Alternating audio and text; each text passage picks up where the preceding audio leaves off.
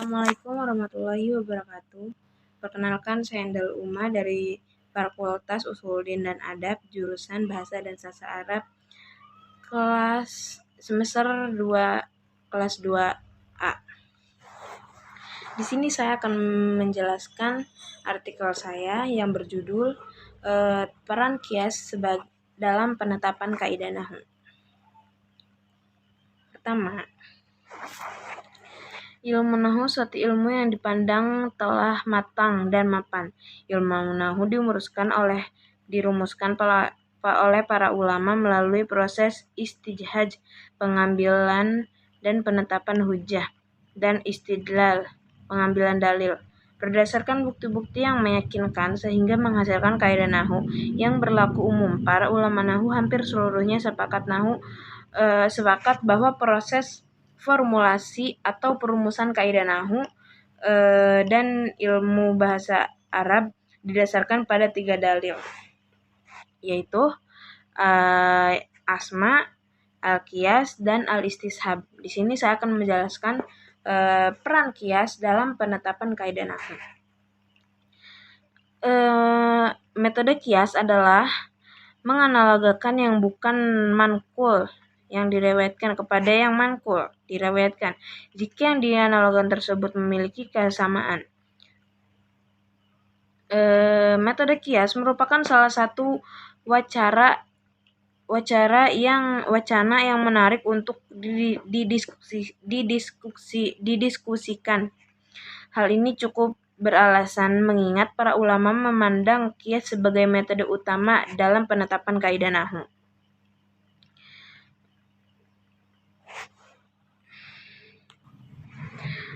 Karena nahwu merupakan sebuah ilmu tentang kaidah-kaidah yang disimpulkan melalui induksi perkataan orang Arab. Selain itu, penggunaan qiyas dalam formulasi kaidah nahwu juga sempat menimbulkan perdebatan di kalangan para ulama nahwu. Walaupun asama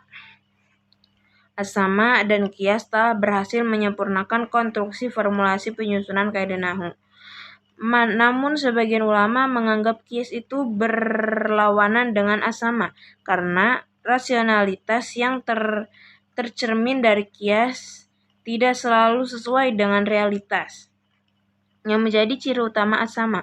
Begitu pula penalaran yang menjadi ciri khas qiyas cenderung subjektif, sedangkan periwayatan asama cenderung objektif.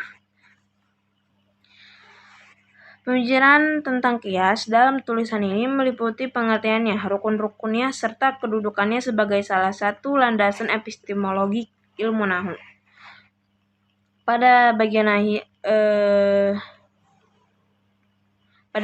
akhir akan saya jelaskan penggunaan metode qiyas dalam perspektif dua mazhab utama ilmu nahwu, yaitu mazhab Basrah dan Kufah.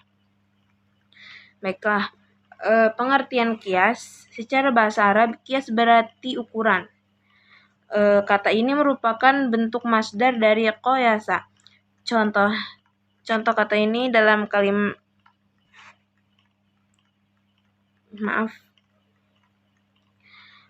sementara itu, Khadijah Al-Hudaisi menyatakan bahwa qiyas secara bahasa juga sering digunakan untuk makna taswiyah atau menyamakan atau memadankan antara dua hal, baik bersifat materi maupun maknawi. Sedangkan menurut istilah usul nahwu, sebagaimana diungkapkan Ibnu Al-Anbari, al-qiyas adalah yang berarti menganalogikan hukum cabang dengan menggunakan hukum asal. Definisi lain menyatakan menganalogikan hukum cabang terhadap hukum asal dengan ilah tertentu. Menurut Taman Hasan, qiyas di kalangan ulama nahwu dikategorikan menjadi 2 macam, yaitu al-qiyas al-istimali dan qiyas an-nahwi. Qiyas al-istimali menurut Taman Hasan adalah yaitu upaya mengikuti perkataan bahasa Arab. Perkataan Arab. Sedangkan Al-Qiyas An-Nahwi menganalogikan yang hukum manqul yang diriwayatkan pada yang manqul jika yang dianalogikan itu menjadi kesamaan. Dengan demikian, qiyas pada kategori pertama bukan merupakan nahwu, tetapi aplikasi dari nahwu atau peniruan terhadap apa yang bisa digunakan orang Arab dalam berbahasa. Sedangkan qiyas berbentuk kedua merupakan analogi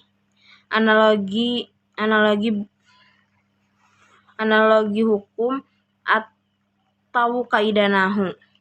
Dengan kata lain, qiyas An-Nahwi merupakan proses analogi terhadap kaidah yang sudah baku, yang merupakan hasil istiqra dari perkataan orang Arab yang fasih. Menurut Ibnu Al-Anbari, qiyas An-Nahwi terdiri dari 3, yaitu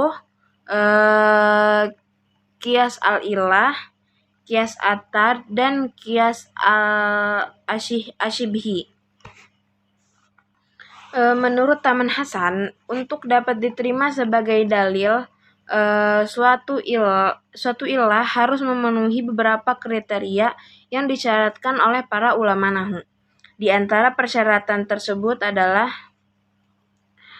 illah itu harus mempengaruhi tas'ir, dalam arti illah hendaknya menjadi faktor atau variabel yang mempengaruhi adanya hukum. Kedua, adanya kelaziman atar dalam arti bahwa setiap ada illah maka ada hukum. Begitu pula sebaliknya, tidak ada hukum apabila tidak ada illah. Ketiga, illah itu sendiri tidak terkena sifat daur atau berputar. Maka hukum yang didasarkan kepada suatu illah pantas dan layak untuk menjadi illah itu sendiri. Nah, yang dimaksud hukum dalam qiyas nahwu adalah hukum yang didapatkan oleh para ulama. Hukum-hukum dimaksud adalah wajib, al-wajib, tidak boleh, al-imtina, baik, al-hasan, buruk, al-qabih, lemah, ad-dhaif, atau boleh, al-jawaz. Rukhsah dan khilaf al-aula. Kata ada seorang ulama nahwu menyatakan yajibu kadza, wajib demikian. Artinya hal itu merupakan hukum yang bersifat pokok, yang seseorang pembicara tidak boleh melanggar aturan yang telah ditetapkan tersebut. Misalnya setiap fa'il wajib rofa dan wajib terletak setelah fi'il.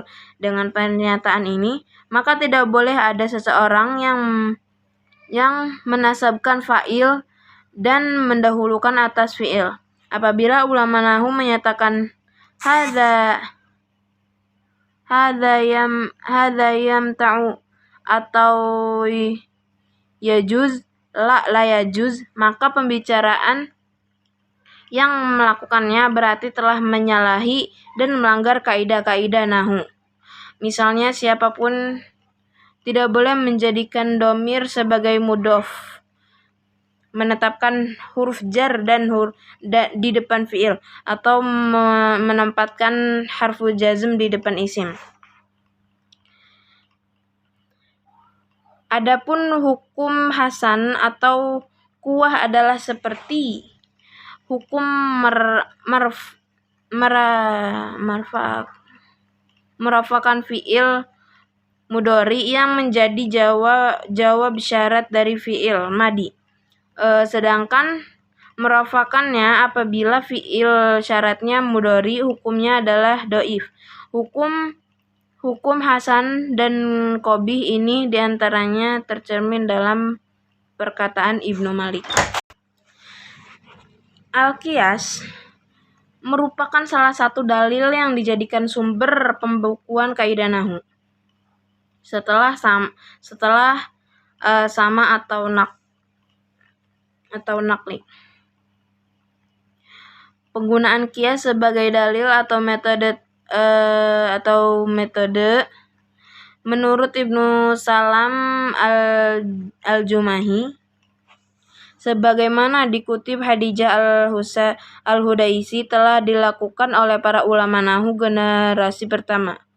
Abu al-Aswad ad-Duwali, yang sering disebut sebagai peletak dasar ilmu nahwu, bahkan telah menggunakan metode ini. Setelah itu, penggunaan metode ini diteruskan oleh para ulama nahwu pada abad kedua Hijriyah sebagai upaya untuk menjaga kemurnian bahasa Arab dengan segala karakteristik yang dimilikinya. Mengingat bahasa Arab bukan hanya sebatas khazanah budaya bangsa Arab semata, namun bahasa Arab juga merupakan bahasa agama Islam dan bahasa Al-Quran. Jadi di sini qiyas sangatlah berperan penting atau menjadi dasar pertama atau landasan utama, dalil utama dalam pembukuan kaidah ilmu nahwu. Terlepas dari perdebatan para ulama mengenai metode qiyas sebagai sebuah diskursus dalam kajian bahasa Arab, metode qiyas sebagai warisan intelektual para ulama nahwu harus mendapat menjadi salah satu pilar epistemologi yang bersama-sama dengan metode sama dan istisab turut berjasa mengembangkan konstruksi ilmu nahwu, sehingga nahwu tidak saja telah menjadi suatu sinaah disiplin ilmu, meminjam istilah Taman Hasan, namun juga telah diakui sebagai ilmu yang madbut, akurat, dan kokoh. Baik, mungkin cukup sekian penjelasan dari saya, kurang lebihnya mohon maaf. Wassalamualaikum warahmatullahi wabarakatuh. Terima kasih.